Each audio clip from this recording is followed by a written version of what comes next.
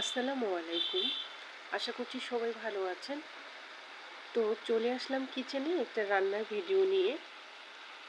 আজকে আমি এখানে রান্না করে নিচ্ছি কলার মোচা আলু দিয়ে ভাজি করে নিচ্ছি। আপনারা কেউ খেয়েছেন কি না জানি না।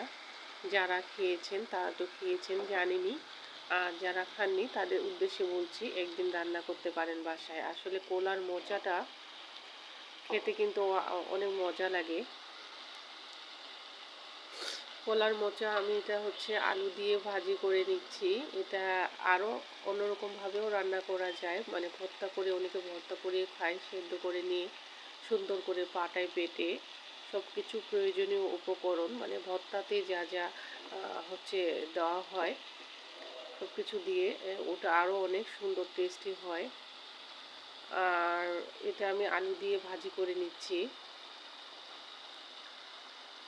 কলার মোচা আসলে গ্রামে তো অ্যাভেলেবেল পাওয়া যায়, তো শহরে কিনতে হয়। এই তরকারিটা আসলে খেতে অনেক মজা লাগে।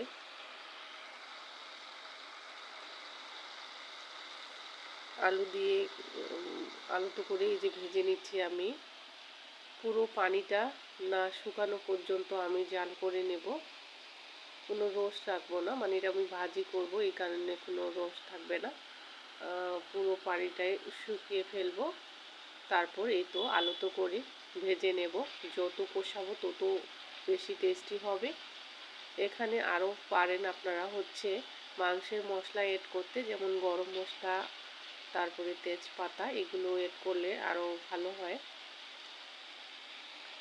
তো আমি সব কিছু কলার মোচা আলু সব কিছু হাতে মাখিয়ে বসিয়ে দিয়েছি।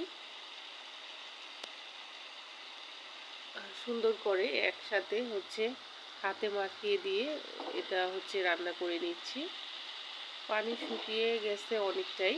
তো এভাবে আলুটো করে আমি ভেজে নিচ্ছি তরকারিটা।